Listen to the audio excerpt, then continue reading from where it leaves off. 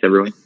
Thank you, DeAndre. Thanks, everybody. And speaking of your warning about background noise, just I want to make sure you guys can hear me okay, because we've got lawnmowers next door, and I just want to make sure. Is that okay, DeAndre? Yes. Yeah, we hear it a little bit, but it's not bad. It's not too bad. Okay, because I'd like to stay outside. It's a nice day. Anyway, hello, everybody. Thank you so much, as always, for joining us today. I love doing these free-for-all sessions. We do them a lot, as I think many of you know.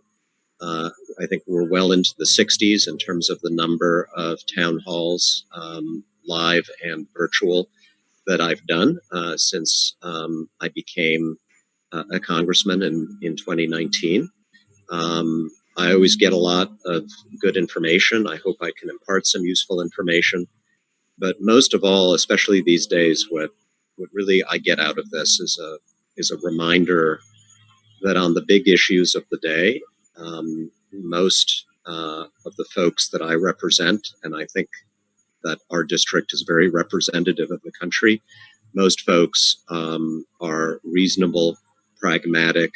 They don't want us as a country going to the extremes. They want leaders who take responsibility, who look for solutions, and try to get things done. Whether it's on how we reform our healthcare system, or how we protect our kids from guns, or the need to protect the environment in sensible ways. And I think that has been particularly the case when it comes to the number one issue that our country has been dealing with since the beginning of the year, and that's the coronavirus crisis and the impact it's had on our lives and of course, on our economy. That's been my preoccupation in Congress. We'll talk about lots of things today, but that's been my number one preoccupation since the beginning of the year.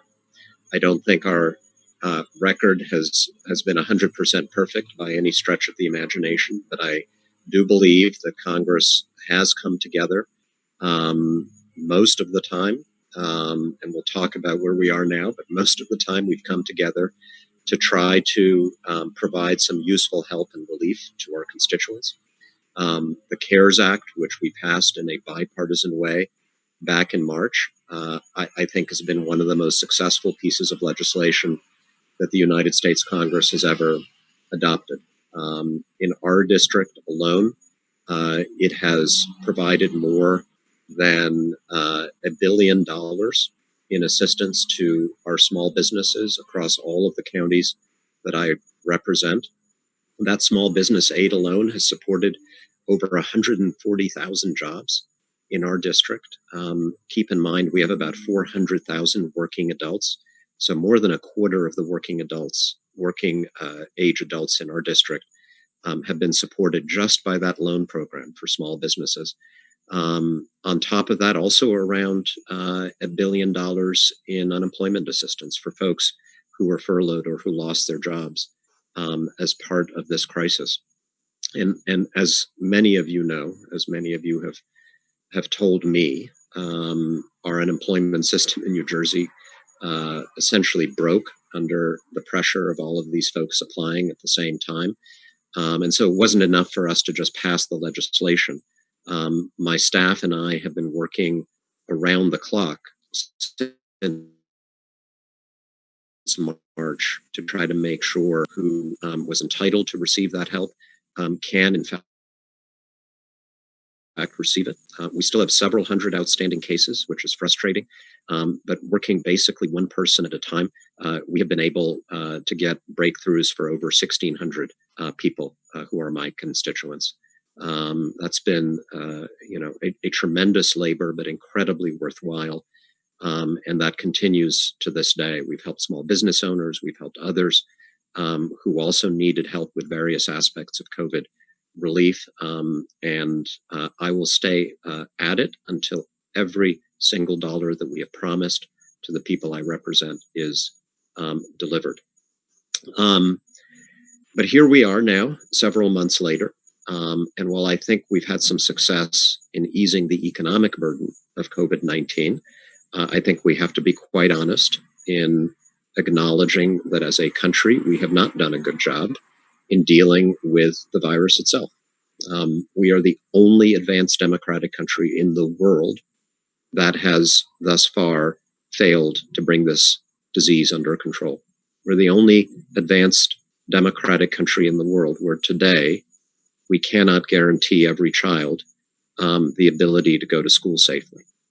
That makes me incredibly angry. I think it should make all of us incredibly angry. It was avoidable because there were national policies that we could have pursued that would have brought this more or less under control.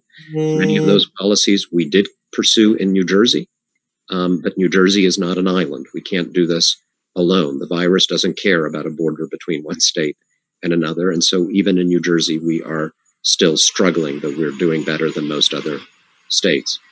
And I got to say, very few things shock me anymore about our national politics, but I was shocked today to hear the words of our president in a recording with a journalist saying in early February that he knew that this thing was 5 times deadlier than the flu. And this was at the very time when he was saying publicly that it was no worse than the flu, that it was a hoax, that the Chinese would handle it, that everything was going to be fine. And here we are. 200,000 Americans have died. The worst economic crisis in our lifetimes. So that's where we are. I have to focus on moving forward. I've been very much engaged in the last several days, not to mention weeks, in the effort in Congress to try to come to some agreement on another relief package. It's been very difficult, as those of you who have been reading about this know. We have proposed very ambitious set of programs in the House. We passed our bill back in May. We've struggled to get anything out of the United States Senate. We now have an effort in the Senate to pass a much, much smaller, much skinnier, as they say, bill, which does not include what has been for me the number one priority, and that is getting relief for our state, county, and local governments, because that's where the rubber hits the road. All the services that we depend on, from schools to first responders, police officers, public works, all of that depends on our state and local governments, and they are bleeding revenue right now because of this economic crisis. How much we get, I think, should be open to negotiation. I'm always willing to compromise to get something. But I have said I can't support another relief bill that provides zero to our municipalities, our counties, and our state. And so that's what the fight is about right now. And hopefully, at some point in September, we're going to be able to resolve this. And I'm sure there'll be questions about various aspects of this that I look forward to answering. There's a lot else going on in our country right now. There are a lot of tensions. I'm sure there'll be questions about the elections, about the unrest we've seen in various parts of our country. I personally have made it a priority in Congress to try to reach across the aisle and find partners to stand up to political extremism on both sides, on the far left and the far right.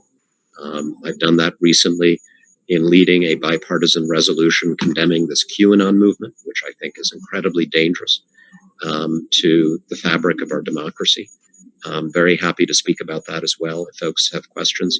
And of course, please feel free to share any concerns or issues well beyond what I've had time to mention in my brief opening remarks.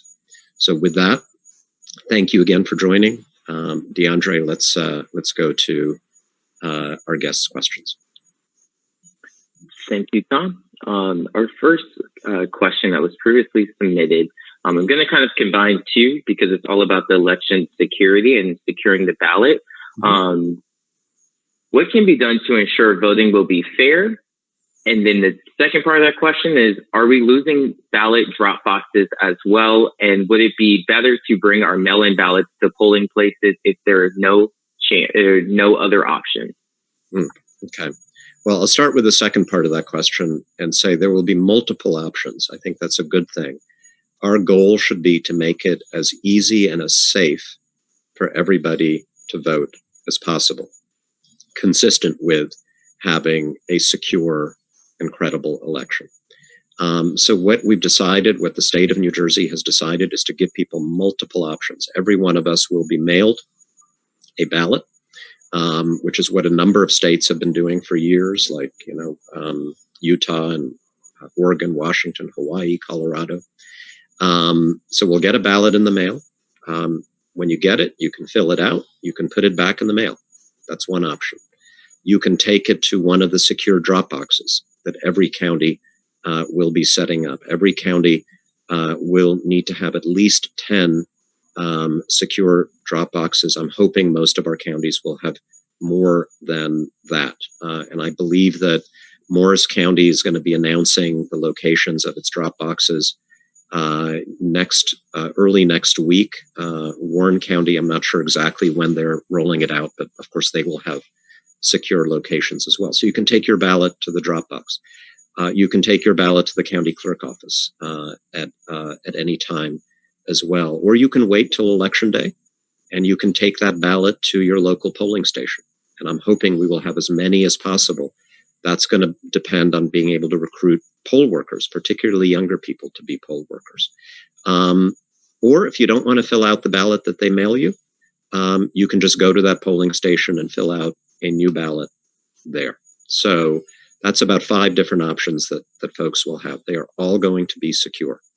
I have concerns about this election. I've been meeting for months with our senior national security and intelligence officials about foreign threats to the election, which I think the responsible people in our government are taking quite seriously.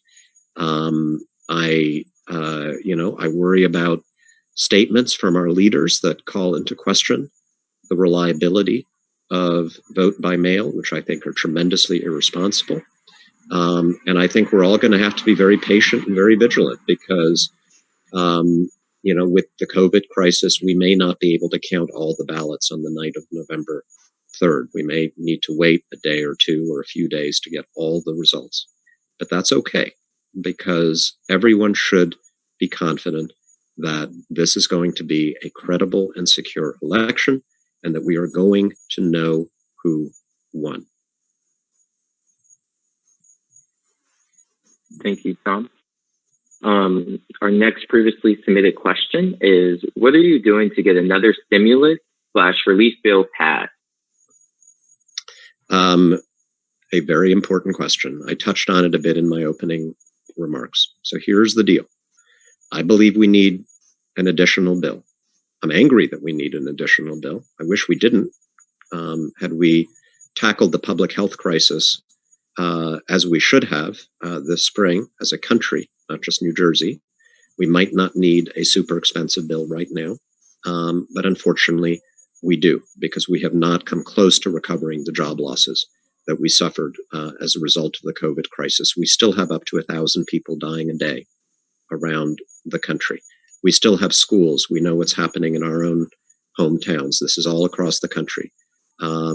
Teachers and administrators and families struggling to figure out what is the most sensible and safe way to make sure that our kids can continue their education, and so on and so on. So we need a bill. The House passed a very ambitious bill, the HEROES Act, in May. It was a $3.4 trillion bill. That's probably bigger than we need right now. The Senate did absolutely nothing for 3 months. Senator McConnell said he felt no sense of urgency.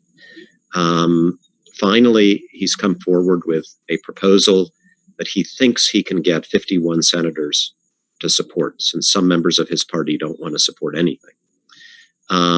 So at that point, we will finally have 2 competing proposals on the table.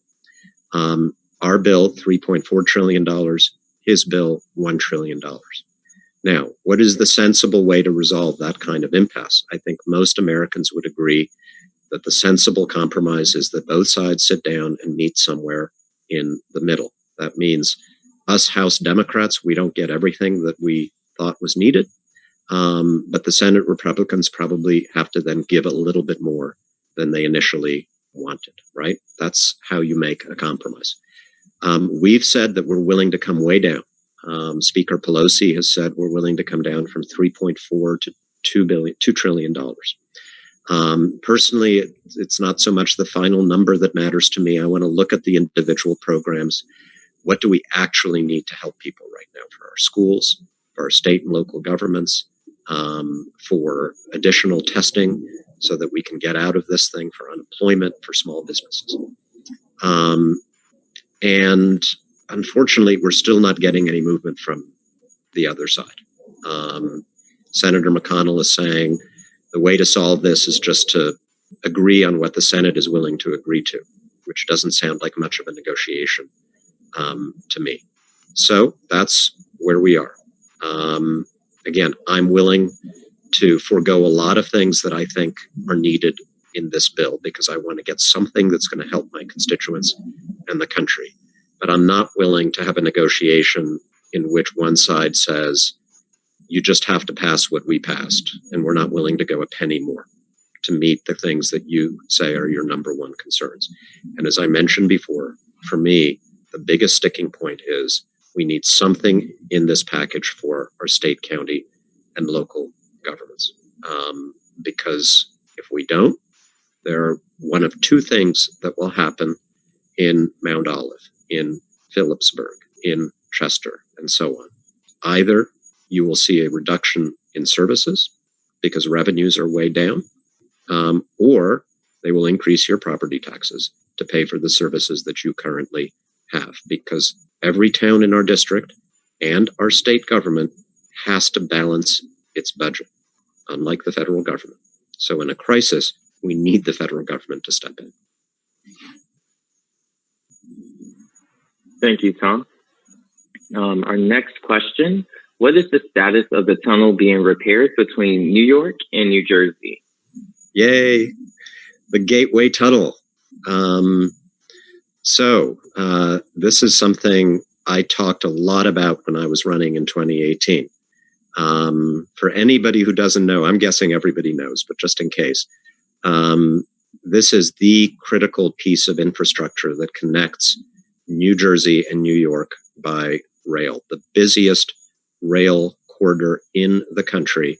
And at that critical choke point, it narrows from about a dozen tracks to 2 tracks, running across a bridge, the Portal Bridge, and through a Hudson River tunnel that were built in 1910 and are basically close to falling apart right now. Most of the delays that you have on New Jersey Transit for commuters, back when more of us were commuting, are a result of constant repairs needed to the tunnel and constant slowdowns on the Portal Bridge. So we desperately need to replace these 2 structures.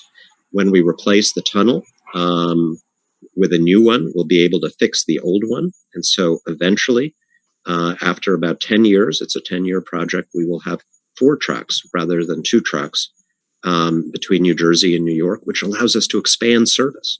It would allow us to get 1-seat ride for the Raritan Valley Line customers, to be able to extend. One of my dreams is to extend that line all the way out to Phillipsburg, which would be great for economic development in Warren County. We can't do that unless we have a new tunnel, because there's just not the capacity to have more passengers right now.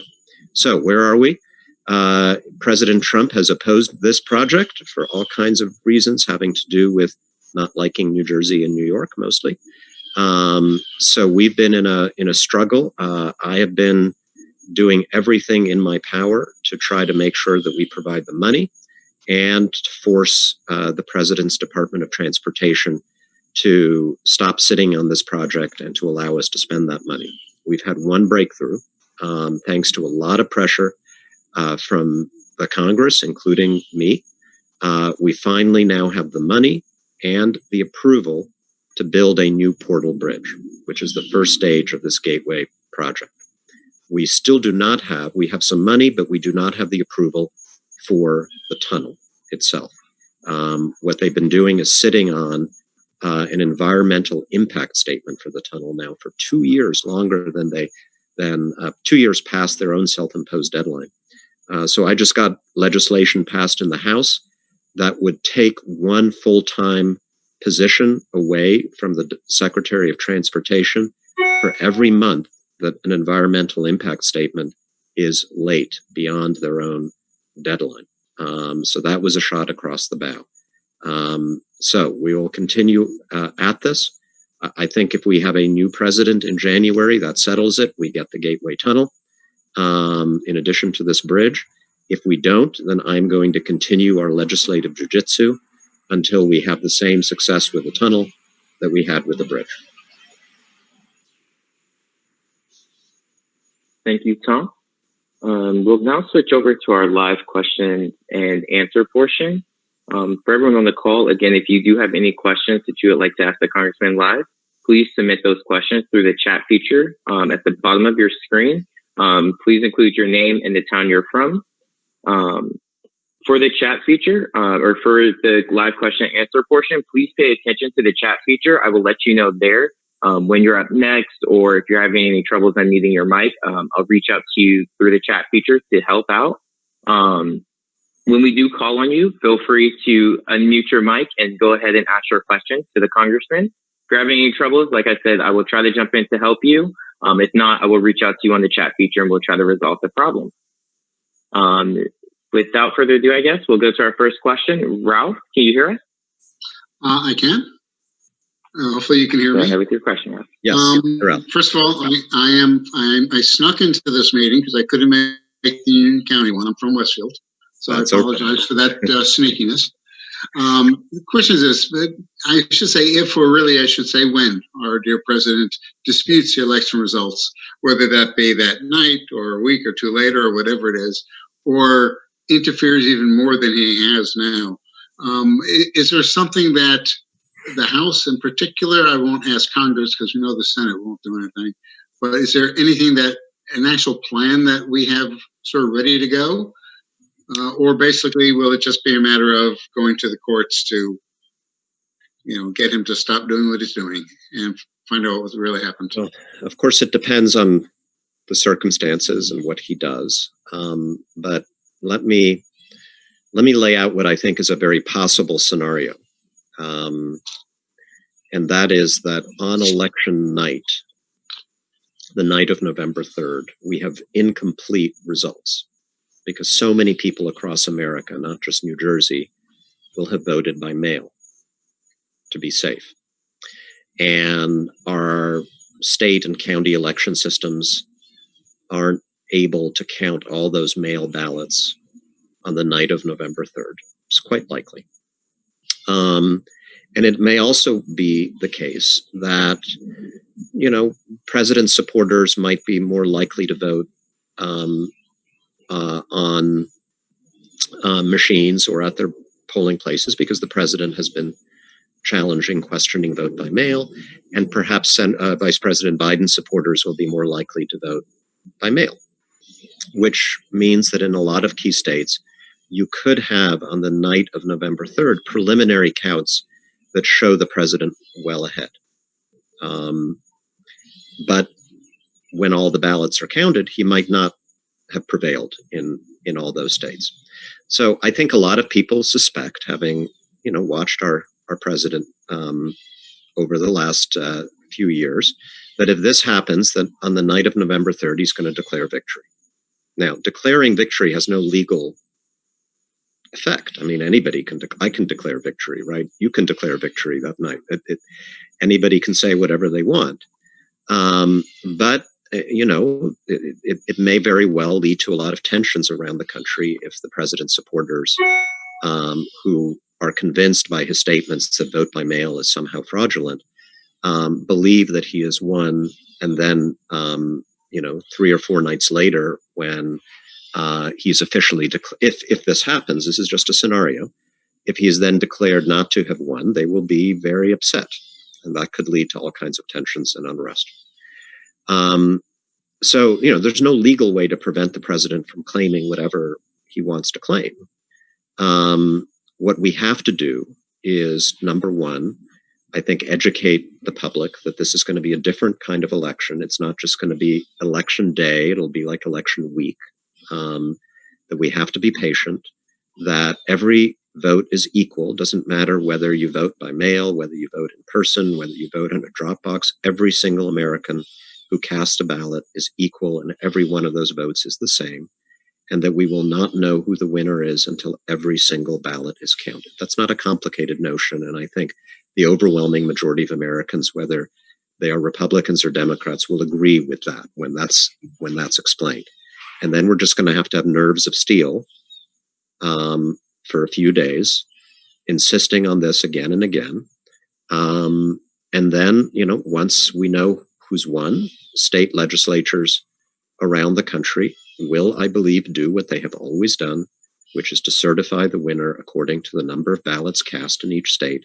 That will go to the House of Representatives, which will then certify the election. Now, if there's any monkey business at the state legislature level, that's when the courts will get involved. And again, I'm fairly confident that the courts will defend the rule of law in our country. I don't agree with every judicial decision that's made. None of us do, no matter what our political preferences. But I do think in the last 3.5 years, the courts, including justices appointed by the present administration, have generally ruled within the boundaries of what we consider as Americans to be the rule of law. And, we'll have to be very, very vigilant to ensure that happens, but I believe it will happen. I think you can sense from my comments, I do not want to encourage panic. I do not want to encourage people to lose confidence in our system. That's what the Russians want us to do. That's what the Chinese want us to do. That's what our country's adversaries want with all of this propaganda, to make people believe in our country that we no longer have a functioning democracy. We can't trust anything. And I think sometimes our president may want us to feel the same way. We have to resist that. Thanks, Congressman, thank you very much, and I thank you very much for the great service you've given us. Thank you, sir. Almost 2 years. Thank you. Thank you, Tom. Thank you, Ralph. Our next question comes from Mary. Mary, can you hear us? It's actually George, not Mary. Yep. It does Mary, but yes. So my question's about the Trump payroll tax deferral. Mm-hmm. I was wondering, is this optional? My few employees do not want to participate. In addition, the IRS has not modified the Form 941, so it's not obvious how to proceed either way. Very simple. Good question. Very simple answer. You are not required to participate. Okay. Thank you. And then for everybody else, because I think this is an important, it's important that people know what's going on here. As we have been trying to come to an agreement on the next coronavirus relief package, the president tried to, jumpstart things, just kind of understandable in a negotiation, by putting out an executive order that did a couple of things, including, for example, extending the unemployment, the enhanced unemployment benefits to the tune of $300 a week for a few more weeks by using money from FEMA. That was one of the things in his executive order. The state of New Jersey has now applied for that program. It's not a great program, but it could provide, if we don't, God forbid, if we don't come to an agreement, it could provide a little bit of extra help for folks. So that was one thing he did. A second thing he did was something that he's been kind of obsessing about for several months, that nobody else wanted to do, including congressional Republicans. And that is to give everybody a payroll tax holiday for the next few months. The president does not have the legal authority to cancel the payroll tax. Only Congress can do that. But in an emergency, he can defer. He can give us the ability to defer paying these payroll taxes. This is obviously to support Social Security and Medicare. These are the contributions we make that are withheld from our paychecks for Social Security and Medicare. Problem with this is that if you defer those payments in September, October, November, and December, you're going to owe twice as much January to April next year, because your employer is then supposed to chase you down and recoup what was deferred. So understandably, a lot of employers and employees don't want to participate in this. You get a little bit now, you pay a lot more later, and it's not really helping the people who need help, because you only benefit if you have a job. Because if you don't have a job, you're not paying payroll tax. Only people who have a job are paying the payroll tax. So I think most employers are like you. They're not doing it. Fortunately, it's optional. There is one employer for which it is not optional, and that is the federal government, including our military. And this is something that really concerns me, because our troops are now being told, you have no option. You have to accept this payroll tax holiday. Senior officers are encouraging the troops to save the money, right? Don't spend it, because you're going to have to pay twice as much next year. What happens if someone leaves the military in December? They're discharged, right? I guess the Defense Department is going to have to somehow chase them down anyway and get the money back, which is going to be ugly. So it's a really bad idea, and it's creating a lot of confusion and chaos. There it is. But you don't have to do it. So, Okay. Thanks very much. Sure. Thank you both. Our next question comes from Bernadine. Bernadine, can you hear us? Hello. Hi, Tom. Hi, Bernadine.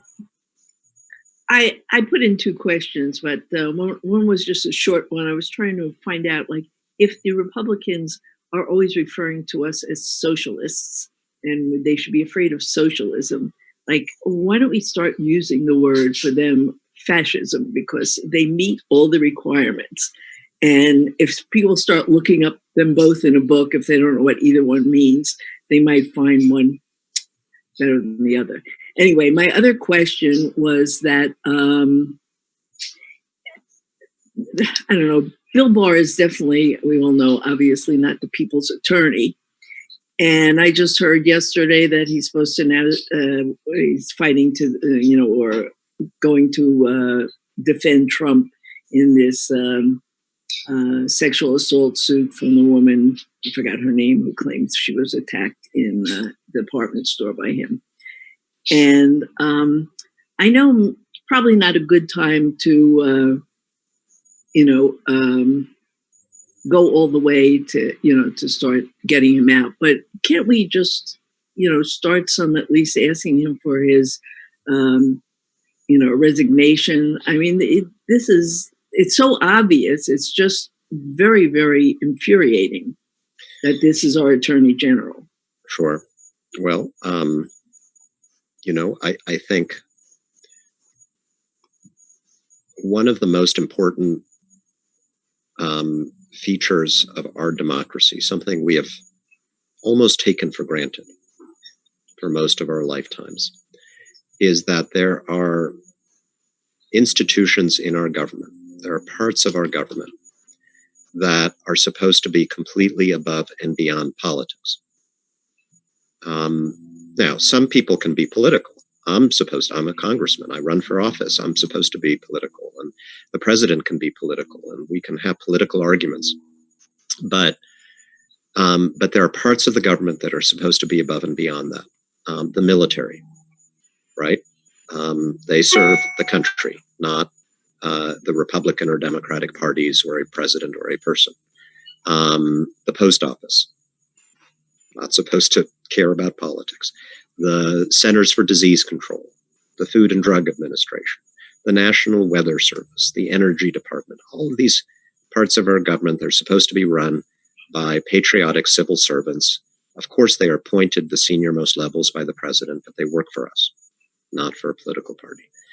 And the Justice Department, our law enforcement institutions are absolutely in this category. It's so important that they be above politics. And every past attorney general, including President Trump's first Attorney General, Jeff Sessions, someone I probably disagree with 98% of the time, have respected that tradition. They've stayed out of politics. They've made clear to the White House, to presidents, you can't tell us what to do. You can't tell us who to prosecute, not to prosecute, and we don't get involved in your political stuff. That line is being crossed right now, and I find it very, very dangerous and disturbing.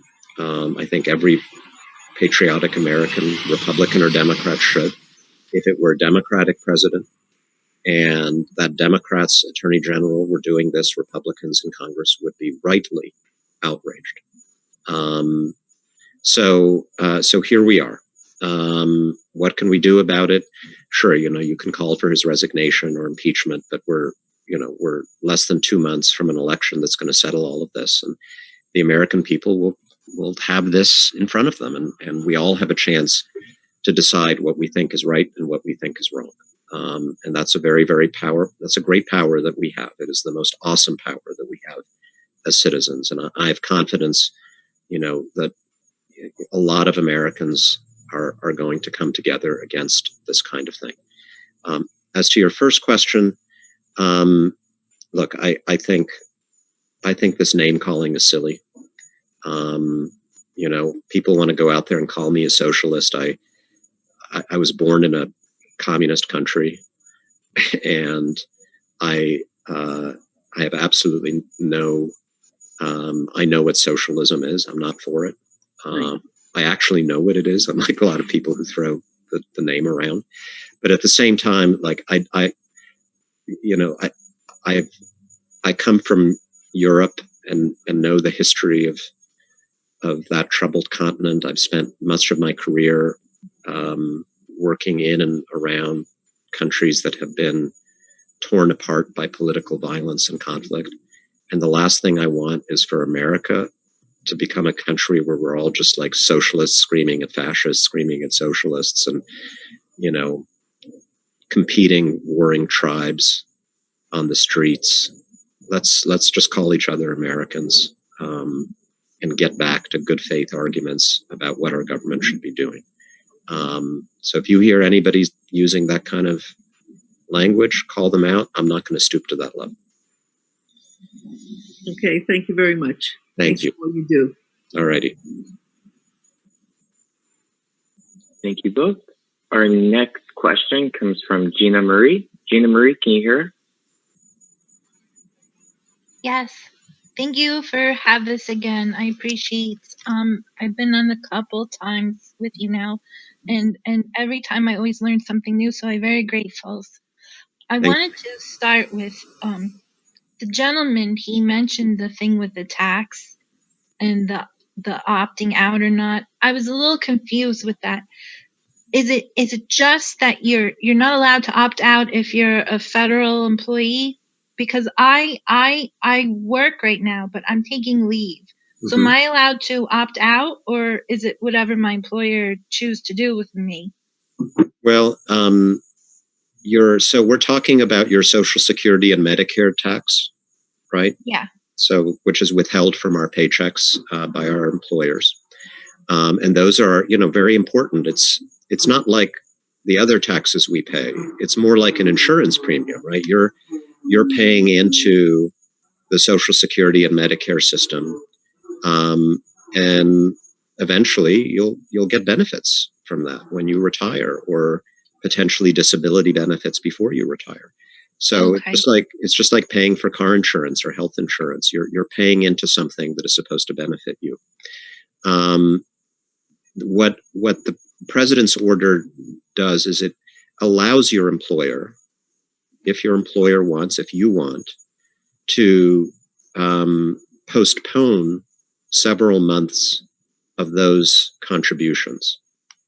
But if your employer and you choose to do that, then you'll just pay twice as much next year, right? So you'll get a little more money now, you'll have a little less money next year, which I don't, it doesn't sound like a great deal to me. And what we were saying is that employers don't have to participate in this, and most of them are not doing it. And But if hopefully they do it, do they need, I'm sorry to cut you all off, they should but consult if with they you. do Yeah. do it, do they need to notify us Yes. as an Absolutely. employee or? Yes, they should absolutely notify you if they're changing what they're withholding from your paycheck. Okay. And you can ask them. But my guess is that I don't know too many private employers that are interested in doing this. It doesn't really help them because again, they have to make their contribution too, and they're just going to owe it next year. But you can of course ask them, and if and I'd be curious, if they are doing it, please let us know. I'd be curious if Yeah. any of our employers locally are looking to do that.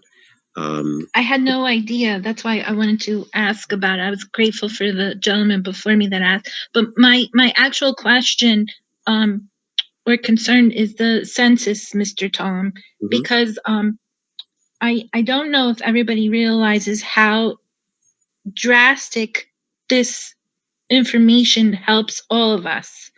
And it's a 10 years. Like that one lady, she was on a couple times. I don't know if she's on this call again with us, but she spoke out loud at least 2 times about her company and how she's devastated because she's losing it. So you talked about the resources and you mentioned Phillipsburg and Dover and some other places that UB have. Like what can we do? Because I did my census, but I'm not being accurate counted because they gave me the short form. So they have no idea that like IB disables and my programs are cut now because of the virus. And I know you not do state level, but my county state level is like resource no bueno. So I'm just worried about the census as a whole for everybody in the state because Good. it overlaps onto everything. Well, you're absolutely right. First of all, don't worry that you got the short form. Most people get the short form because the most important thing the census does is just it gives us a count of how many people live everywhere. Some people will get a longer form that has more information that helps us learn in greater detail how different Americans are living. But we don't need everybody to fill out that. We do need everybody to fill out the short form.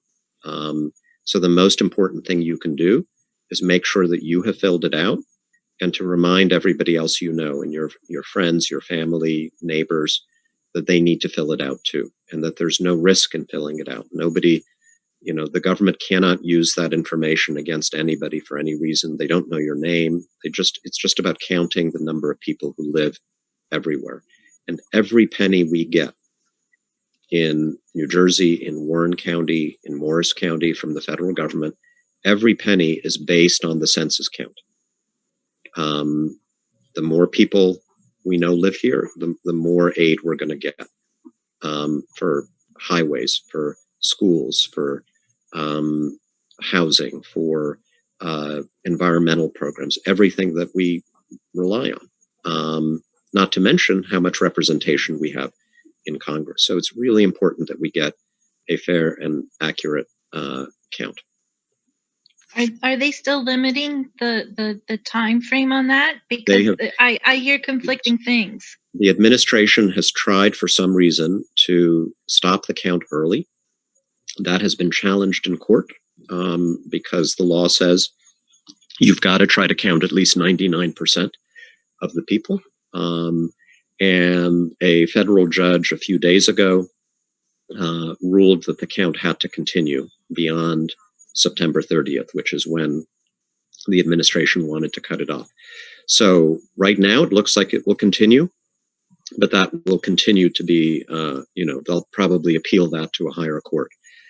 So I hope that, I hope the Census Bureau will have the time to do this right. It's in all of our interest. Thank you so much. Thank you much for your time. I appreciate everything you do for us. Thank you so much, Gina. Thank you both. Next question, I'll read it to you, Tom. What is being done in Congress to help create a culture of inclusion and equality in our education system and root out racial injustice and inequalities in our criminal justice system? Well, this is a big issue that we are debating as a country right now, and I think it's a very good thing that we are debating it. Even though sometimes that debate gets tense, I think, I hope it's true that the overwhelming majority of us believe that this country should allow everybody the same opportunities, whether it's in education or to get equal treatment under the law, regardless of who we are, where we were born, what we look like, who we worship. And I think any of us who are honest about this country have to acknowledge that that hasn't been the case, and it still isn't the case. A lot of the unrest we're seeing around the country stems from these recent incidences of police violence against African Americans in cases that we all, I think, understand are not unique, that are in fact part of a pattern.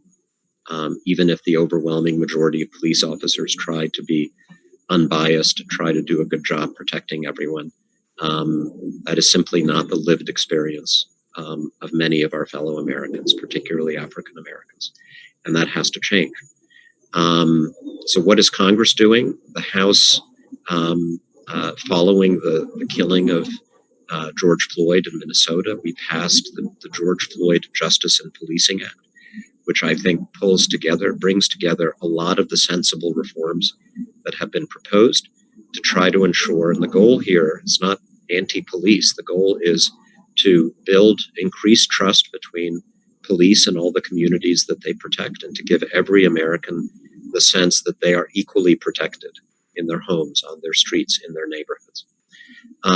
What does it do? It tries to demilitarize police forces around the country. We don't have this problem so much in New Jersey, but I'm sure you've seen images of police officers, driving into neighborhoods looking like they're the U.S. Marines parachuting into Afghanistan with all this military equipment they've been given by the Defense Department. I don't think that's right. It certainly doesn't build trust, so we try to eliminate that. We try to improve training of police forces around the country. We try to encourage cities and states to develop new modes of policing where you have a 911 call. You don't necessarily send only police officers. You send mental health experts as well, to avoid some of the problems that officers have experienced on these calls. More transparency in terms of disciplinary records for police officers, so that if a cop is fired for misconduct by one jurisdiction, he can't just get rehired by another jurisdiction and continue to do things that create these problems. I think most of these things are widely seen as pragmatic and sensible.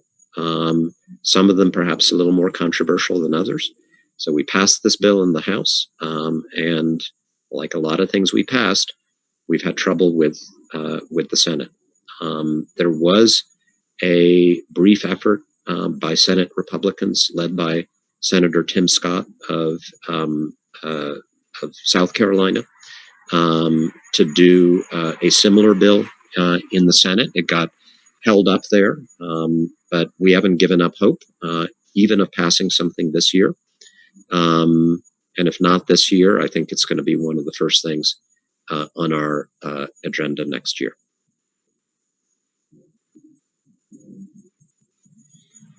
Thank you, Tom. Our next question I'll read for you as well.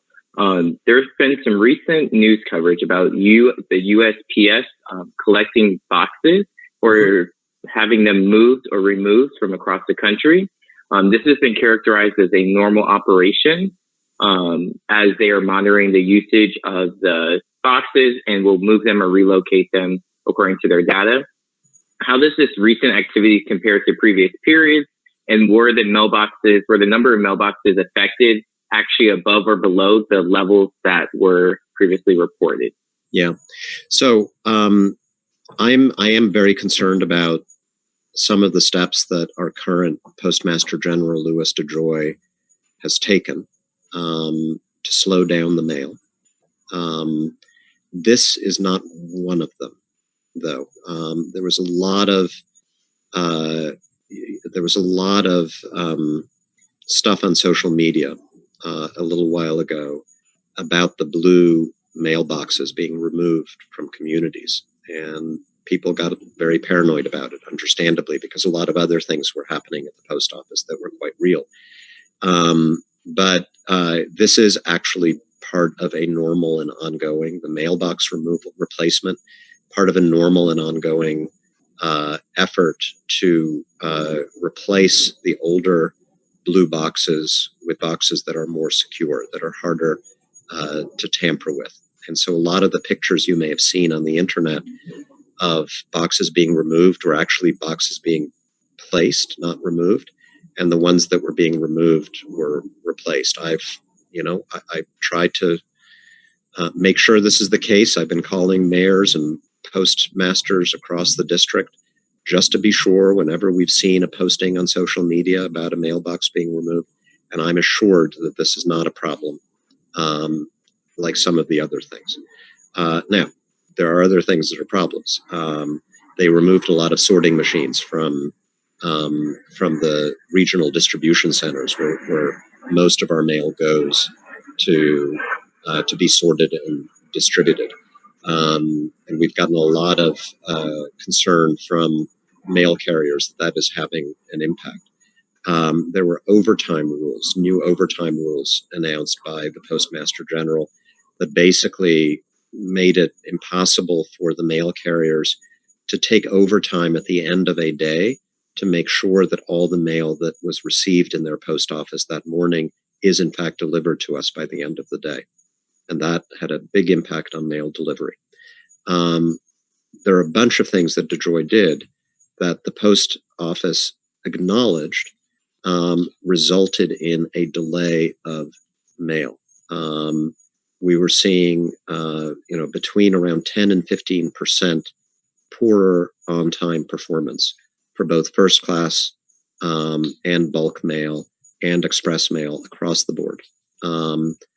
We had a lot of pressure on the Postmaster General, as you've seen. We hauled him to the Hill for hearings. We passed legislation in the House. We reminded him that holding up the mail is a criminal offense. And he's been backtracking on a lot of this stuff. Some of the steps he took were suspended.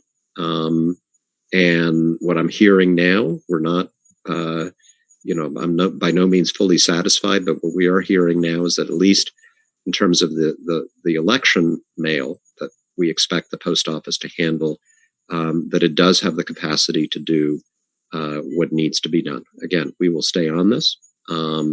And I do very much want to enact, not just pass in the House, but enact legislation that will fully fund the post office. That's part of the discussions over our COVID relief bill, and permanently reverse some of the changes that the Postmaster General put into place. Thank you, Tom. Our next live question comes from John. John, can you hear? Yes. Hi. There you go. Yeah. Hi, Congressman. As I'm over here in Phillipsburg, but I get around the rest of the state, and the problems are pretty much the same. I'm not going to mention the particular governor's name. His name was Chris. He started a problem where a lot of the pensions weren't being funded correctly. Yeah. And he got a couple of court cases that said he'd have to pay everything. He had to pay something. And this relates to my overall question about the state budget. We have a lot of shortfalls, and I know there's a limit as far as what Congress can do, but in terms of what we can do to get the federal government to do some things for New Jersey, is there anything that we can anticipate in New Jersey that might help us? I know, and it's in the distant future, if they get this, and regardless of your feeling on the issue, the marijuana initiative would bring money to the state, but that won't be until probably June or July of last year. And I understand that the state did not pass a regular budget. They just passed a 3-month budget. Yeah. Is that correct? So we really don't have a budget in New Jersey. I'm sorry. Go ahead. Yeah. Well, because of the COVID crisis, and on top of all of our other problems. Although keep in mind, like the budget was balanced. And in fact, there was a surplus in New Jersey. So for all of our fiscal problems, we're managing things a lot better than the federal government. We had a rainy day fund, and I think the current governor had a lot of ambitious plans for what he could do, and then COVID hit us, and that is a huge drain on revenue because, well, naturally you shut down the economy as we have to do. There are taxes that are not being paid, like sales taxes, and the other problem is the uncertainty. Like, I know that that we're taking a hit in terms of revenue because of COVID, but I can't tell you how big the hit is going to be. We can estimate it. There's an estimate from Moody's Analytics, the big analytics firm, that nationwide state and local governments will lose about $500 billion in revenue because of the coronavirus crisis over 2 years. So that's the best estimate we have, but we don't know for sure. And so if you're a state budget planner or running a town like Phillipsburg or running Warren County, you've got to be really, really cautious this year, this month, this week in making any sort of long-term plans. And everybody has been coming to me and saying we need some relief from the federal government. This is not to pay off pensions. This is not to deal with any of those old controversies in New Jersey. It's just to make up for revenues that we are losing because of COVID-19. Revenues that would normally go to all the stuff that our state, county, and local governments do. Our highways, our trains, public health programs, police, fire, rescue, basic stuff. We actually, a couple of months ago, got a letter going for our mayors and county freeholders to sign. And it was one of the most bipartisan things I've ever worked on. We had over 55 local elected officials from my district sign a letter to Nancy Pelosi and to Mitch McConnell saying, whatever you do, we need some state and local relief. Nothing to do with politics, ideology. These are folks who have very different opinions about how we should spend that money, right? But they all have to balance their budgets, and they're all facing this uncertainty and this crunch. And they don't want to have to raise our taxes or significantly cut back vital programs. So that's what we're working on. That's what we're fighting for.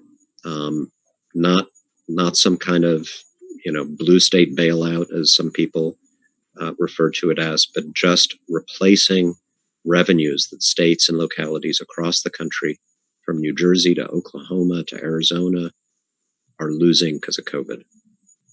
Okay, I appreciate your help with that. Thank you, John. And what you can do is also appreciated, because I know we had that thing with the online gambling, and that was a one-shot fix. Right. And as you said, we don't really see any other one-shot fixes coming down the road. That constitutional amendment, that money's not going to be coming until next year. So we appreciate whatever you can do for us. And just thank you. Thank you, John.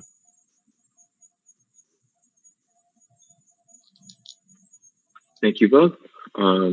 Before I pass it over to the Congressman for closing remarks, you should see an email that's coming around in your chat feature. If you're having any issues with unemployment claims, small business loans, or any other issues with federal agencies, please feel free to send an email to the email address that I just sent around. And someone from our office will be in contact to help you with any of those casework issues. Other than that, thank you everyone for joining today's conversation. Glad we got to everyone's questions. I will turn it over to the Congressman for closing remarks. Great. Thank you, everybody. As always, this was a great conversation. I hope it was informative for all of you. It's really, really useful for me because from your questions and from your comments, I get my priorities. I learn what's bothering you, what's on your mind, what you want me to be focused on in Washington, D.C. And that then gives me the fuel I need to to go down there and to figure out what I need to spend my time fighting for. So we'll keep on doing this. As long as I'm here, it's usually the highlight of my day. So I will keep on doing these sessions and can't wait to be able to come see you in your hometowns in person whenever that becomes sensible to do. Thank you again. Stay safe, everybody. Stay in touch. Look forward to the next time.